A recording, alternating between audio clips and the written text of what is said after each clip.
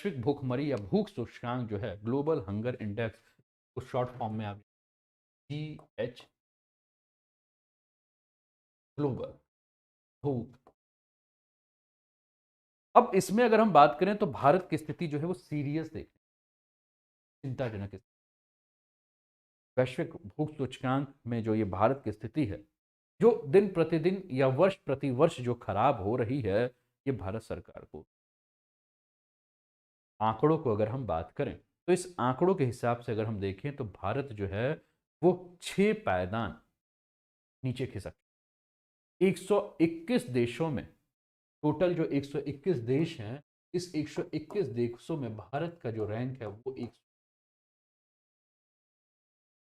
India rank 107 out of 121 country on the global hunger index in which it fares worse than all country in South Asia barring war torn Afghan.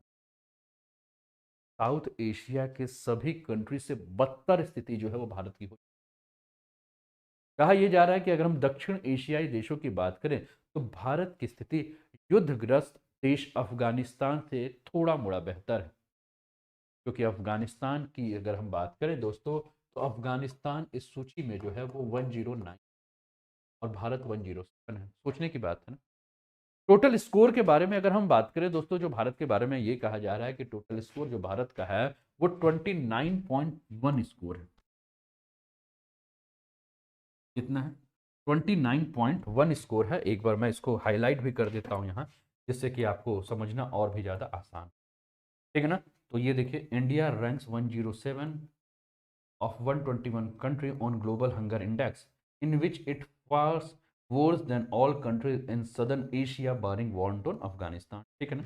आगे हम देखते हैं इसके बारे में, ठीक है ना। ये आप देख रहे होंगे कि ये स्कोरिंग दिया हुआ है और इस स्कोरिंग में भारत का जो स्कोर आपको 29.1 देखने को मिल रहा है। ध्यान से देख रहे हैं आप लोग, दिख रहा है आप लोग को।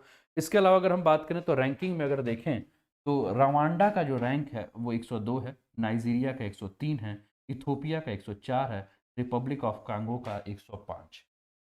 सूडान की स्थिति भी अगर हम देखें तो भारत से अच्छी 106, भारत 107, जाम्बिया 108, अफगानिस्तान 109 और 110 पे है कोई तिमोर लेस्ते।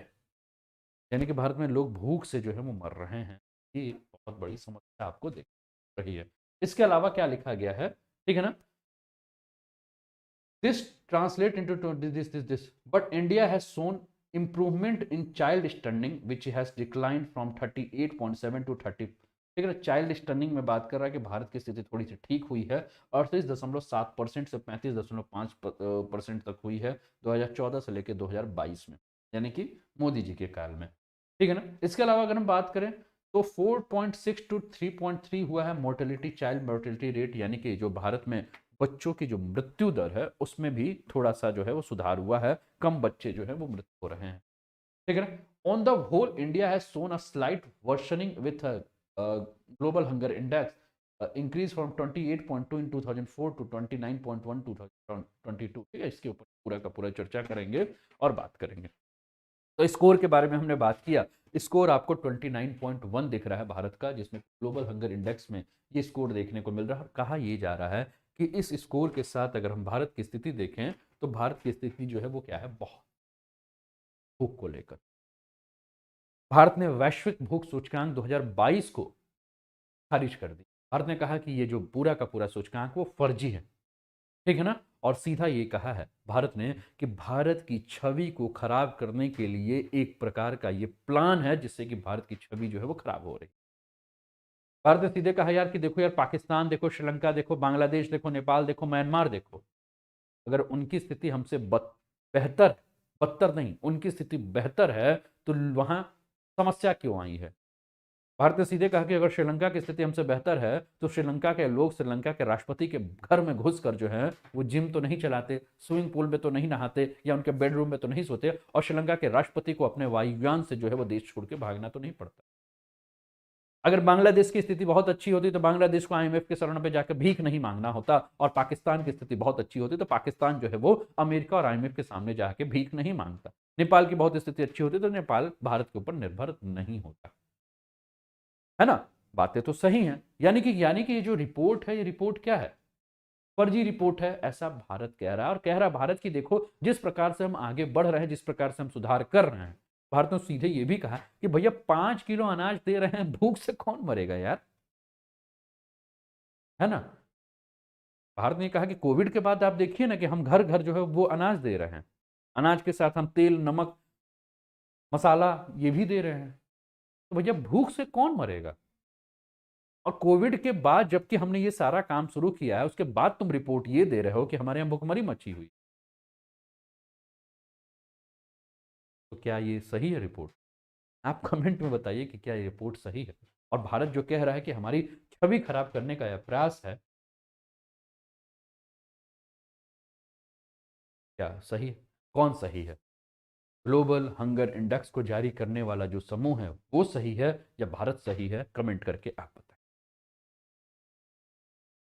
ठीक है ना। तो ये सारी जो है बातें हुई। अच्छा, पाकिस्तान के बारे में कहा जा रहा है कि पाकिस्तान भारत से जो है वो 8वां नंबर ऊपर है। श्रीलंका 64वें पोजीशन पे है, यानी कि भारत से लगभग आधे से ऊपर। बांग्लादेश 84, नेपाल 81, म्यांमार 71 और भारत 107। क्या मजाक है।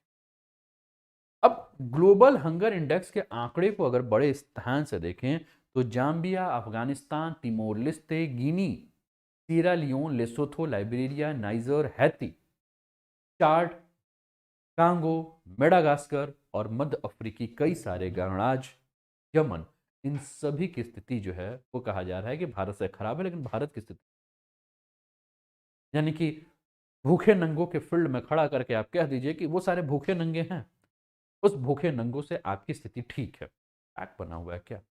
भारत की अर्थव्यवस्था इसमें विश्व के टॉप 5 के अंतर्गत बनी हुई है। भारत को आप भूखे नंगों का देश कह दे रहे हैं।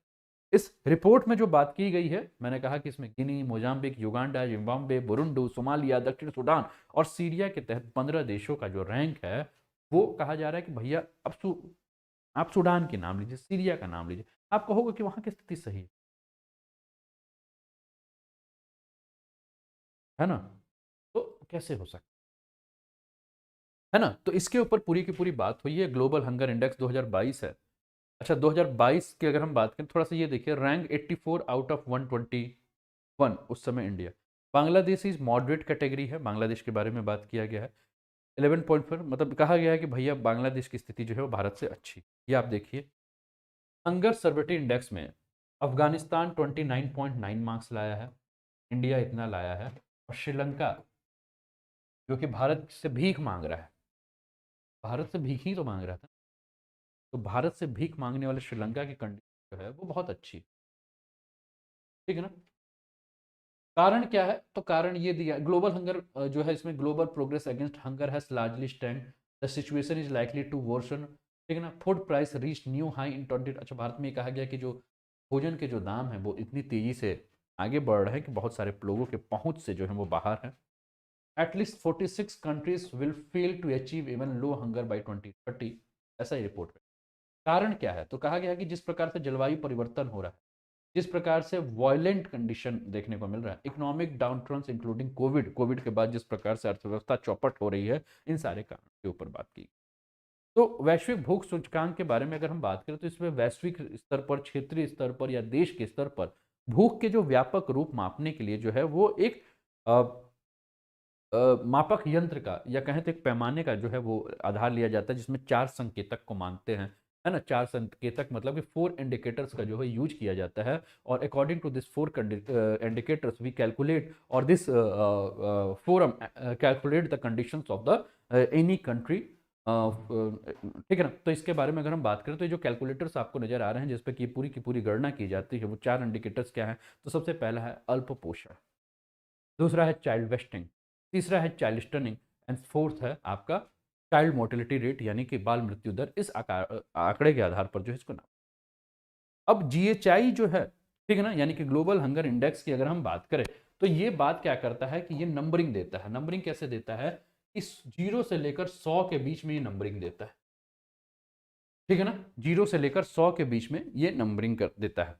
0 को ये मानता है कि जिसको 0 नंबर मिला है वो सबसे अच्छा है, जिसको 100 नंबर मिला है वो सबसे, ये क्या है? ये बेस्ट है, और ये वर्स्ट। बात समझ में आ रही है? जिसको 0 अंक मिला वो बहुत बढ़िया है, जिसको 100 नंबर मिला ये बहुत खराब है, जस्ट उल्टा है। आपको 100 नंबर मिलेगा तो आप कहेंगे कि हम बहुत बढ़िया हैं, 0 मिलेगा तो बेकार है। लेकिन यहाँ क्या कहता है, 0 वाले को कहता है कि अच्छा है। ठीक है ना। अब ये जो वार्षिक रिपोर्ट जो जारी की गई है, ये प्रश्न आपसे पूछा जा सकता है, क्या प्रश्न पूछा जा सकता है कि हाल फिलहाल में वैश्विक भूख सूचकांक जो कि जारी किया गया था, जिसमें भारत की ये पोजीशन दिखाई गई थी, ये किसके द्वारा प्रकाशित की है? ठीक है ना, किसके द्वारा? तो दोस्तों ये प्रकाशित जो की जाती है उसका नाम है कंसर्न वर्ल्ड वाइड और वेलुंथ्रंग हेल्प। ठीक है ना, इनके द्वारा जो है इसको संयुक्त रूप से प्रकाशित किया। ग्लोबल हंगर इंडेक्स जो है वो एक वार्षिक रिपोर्ट है, हर साल यानी कि एनुअली जो प्रकाशित किया जाता है। और ग्लोबल हंगर इंडेक्स के स्कोर को प्रत्येक सेट में 5 वर्ष की अवधि में, यानी कि अगर हम 2022 में, तो 2017 से 2022 तक की जो कंडीशन है उसको पूरा का पूरा जाता है। ठीक है ना। तो 2017, 18, 19, 20, 21 5 साल का पूरा कंडीशन लिया जाएगा कि 5 साल की कंडीशन के हिसाब से हम देखेंगे कि भैया वहाँ अल्प पोषण कितना, चाइल्ड मोर्टेलिटी रेट कितना है, स्टनिंग कितना है ना। और ये सारे इंडिकेटर्स के आधार पर जो है वो क्या किया जाता है, डेटा का यूज करके उसके बाद जो है वो सारा का सारा जो है वो बताया जाता है। ठीक है ना। तो ये हमें देखने को जो है वो मिल रहा है। ठीक है ना। तो ये सारे जो देश हैं ये ठीक है, कोई दिक्कत बताइएगा। ये आप अपने स्क्रीन पर देख रहे हैं, trend of indicators value for India, है ना, ये आपको देखने को मिला। Proportion of under nourishment in population, तो आप ये देख रहे हैं 20%, मतलब लगभग लगभग कोई बहुत ज़्यादा परिवर्तन आपको देख।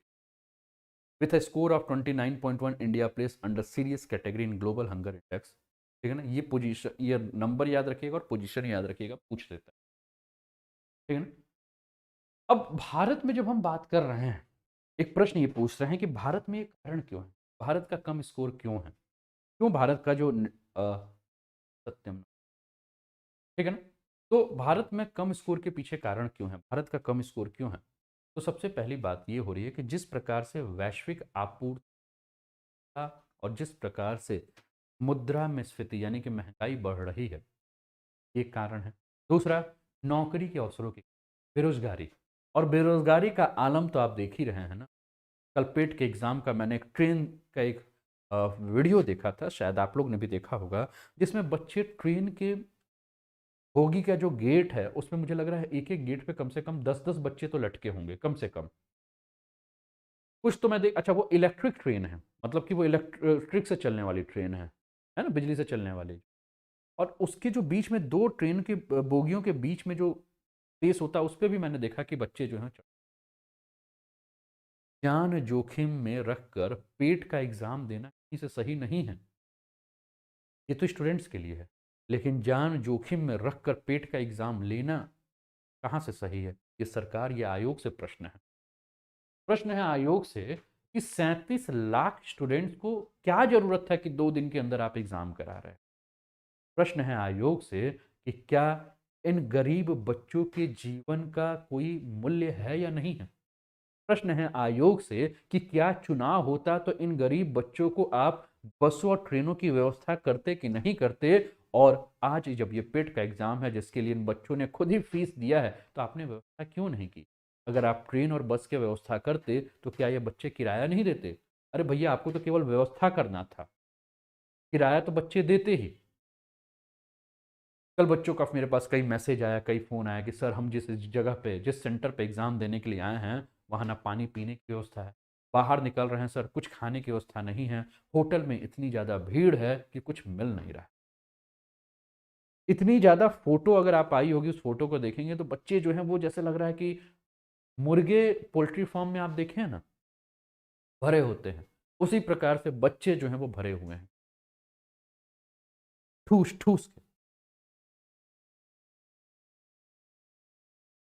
युवाओं का केवल वोट चाहिए, युवाओं के जीवन का भी जो है वो सरकार को सोच,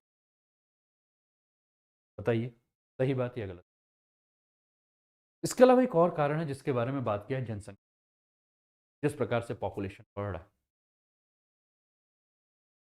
जो भी सरकार के द्वारा जो योजनाएं बना रही हैं वो योजनाएं सही जगह पर पहुंच नहीं रही हैं, यानी कि बच्चों और महिलाओं के लिए जो योजनाएं बना रही हैं जिस लक्ष्य तक पहुंचाना है वो लक्ष्य तक जो है वो पहुंच नहीं रही।